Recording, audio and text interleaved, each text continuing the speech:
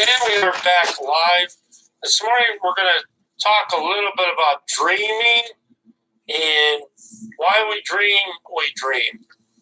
I'm not going to go too deep into this because we don't want to fall asleep and have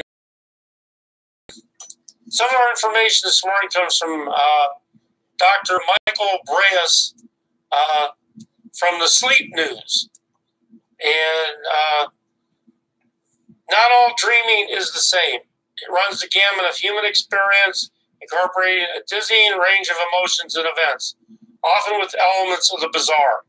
Dreams can be funny, frightening, sad, or strange. Flying dreams, chasing dreams, forget to study for my exam dreams can be stressful. There are several dream classifications, including nightmares, recurring dreams, and lucid dreams. Nightmares are broadly defined as frightening dreams that result in some degree of awakening from sleep. Bad dreams are considered a less severe form of nightmare. Most people experience nightmares throughout life, usually very rarely and less commonly with more regularity. Small percentage of the population, studies suggest possibly 5%, have nightmares as often as once a week. Nightmares can result from different triggers, including stress, emotional upheavals, and trauma. Nightmares themselves contribute to disrupted sleep not only by waking the sleeper, but also because they can lead to fear of falling asleep and returning to a disturbing dream. Nightmares can have other negative sleep-related health. Studies indicate that people with certain conditions may be more likely to experience nightmares, including migraines, obstructive sleep apnea, and clinical depression. Night terrors or sleep terrors is another frightening dreamlike experience. While both are frightening and disruptive to sleep, night terrors are not the same as nightmares. Night terrors are very intense episodes of fright during dreams. These frightening episodes are often accompanied by screaming or yelling, as well as by physical movement, such as leaping out of bed or flailing in panic.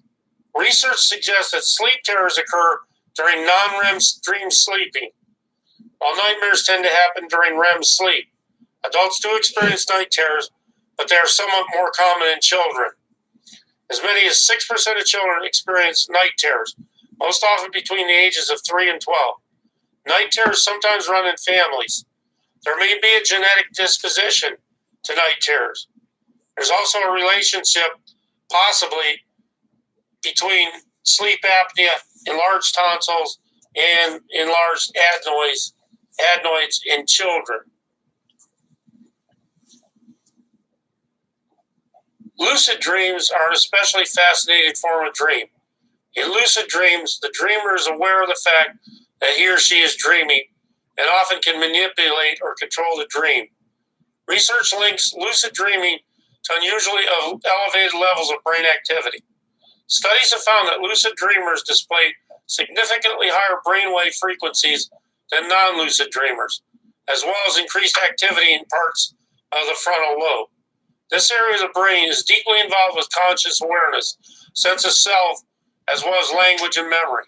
Studies of lucid dreams are not only shedding light on mechanics of dreaming, but also on the neuro of consciousness itself. Dreams appear to be influenced by our waking lives in many ways.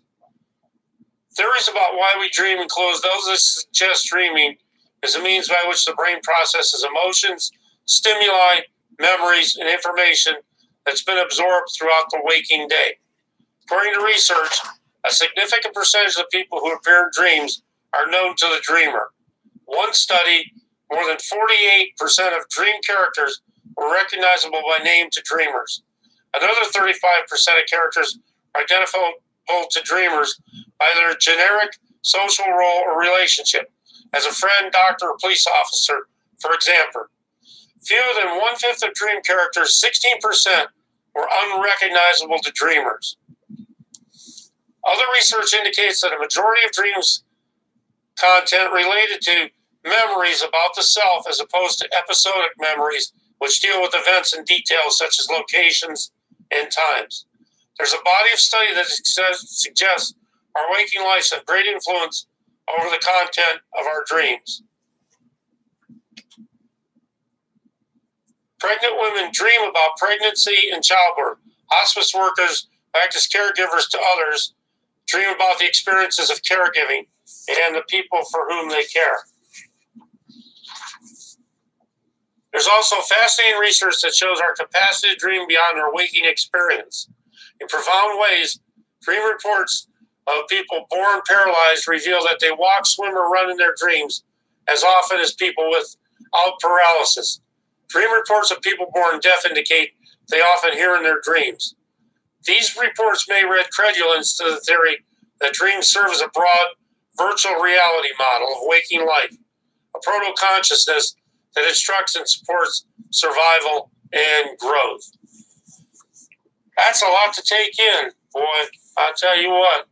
But if you want to learn more about dreams, I suggest you pursue that. We just barely touched a skimming of about dreams, nightmares, night terrors. So if you want to explore that, I would suggest sincerely that you take that further. Oh, I think I'm getting sleepy. Oh my gosh. Oh, are you getting sleepy? Anyway, coming up, we're going to talk about daily horoscopes. What's in store for you today on this fabulous yogurt, February 6th, 2018. Stick with us. Coming right back for our final segment. Oh, good night.